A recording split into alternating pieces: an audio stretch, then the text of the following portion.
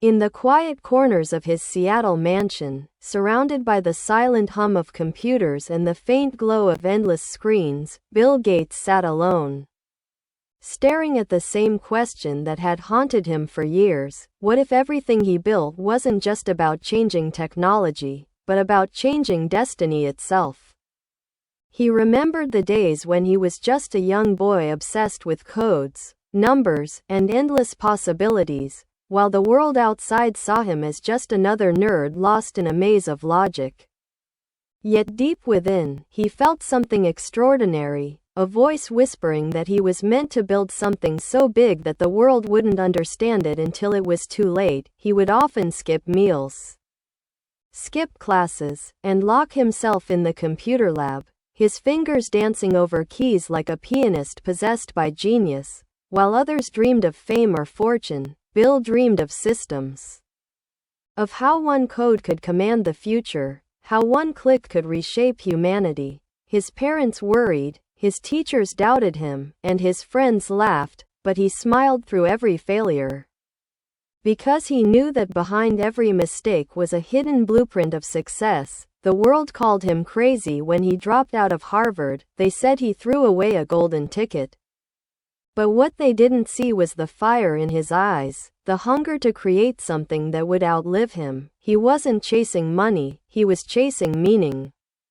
He wanted to build a bridge between humans and machines long before the world could even imagine it. And so, Microsoft was born, not as a company, but as a revolution. Nights turned into mornings, failures turned into breakthroughs, and the name Bill Gates slowly became synonymous with the future. But success, as intoxicating as it was, carried its own burden. The higher he climbed, the lonelier the summit became. He started questioning everything. What's the point of power if it doesn't serve people? What's the worth of intelligence if it doesn't heal the world?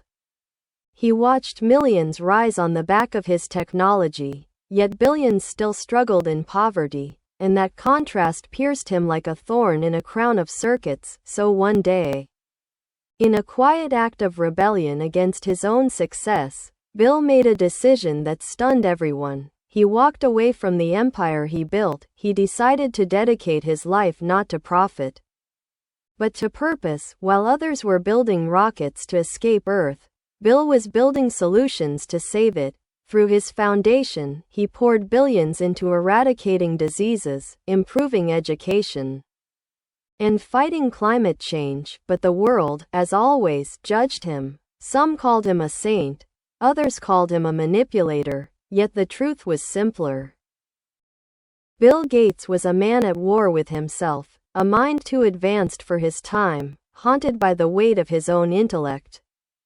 He spent sleepless nights not over wealth but over questions. Why can't every child have access to learning? Why can't technology heal instead of harm?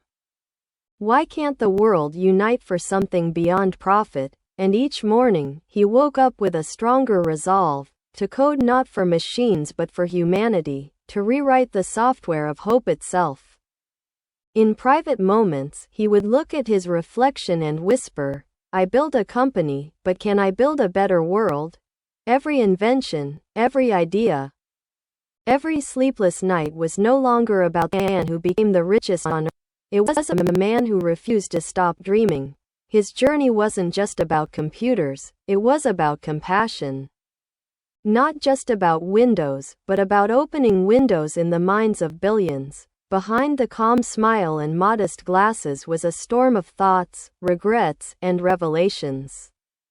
He often missed the simplicity of that old garage where everything began, where failure was freedom and curiosity was the only currency. And though he had everything the world could offer, he often felt like he still hadn't written his final line of code.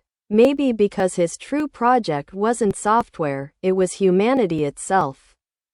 The people who misunderstood him never knew that inside Bill's brain lived 1,000 worlds, 1,000 futures, 1,000 possibilities waiting to unfold. He believed the human mind was the ultimate computer, capable of processing love, empathy, and innovation all at once, and that belief became his religion, his mission, his obsession. As he grew older, the fire didn't fade, it evolved. He no longer wanted to be remembered as the richest man alive, but as the man who dared to think differently. The one who proved that logic and love could coexist, that intelligence could serve kindness, that success wasn't about accumulation, but contribution. Every morning, when the sun rose over Lake Washington, Bill would stand by his window, coffee in hand, and think, maybe the real operating system is the human heart, and somewhere deep inside. He knew he was right, because what made him extraordinary wasn't his IQ or wealth, it was his refusal to stop learning, to stop caring, to stop believing in the power of possibility. And so, his story continues, not in the lines of code he once wrote, but in the lives he touched, in the children who can now dream because of his foundation, in the scientists who cure diseases with his funding, in the millions who see in him a symbol of what it means to use brilliance for good. And maybe one day, when humanity finally learns to balance progress with compassion, they'll realize that Bill Gates wasn't just a name in tech history. He was a preview of what the human mind could become if it chose empathy over ego, innovation over ignorance, and purpose over power, because the richest man is not the one with the most money, but the one who gives the most meaning to the world. And in that sense, Bill Gates was, and will always be, the wealthiest man who ever lived.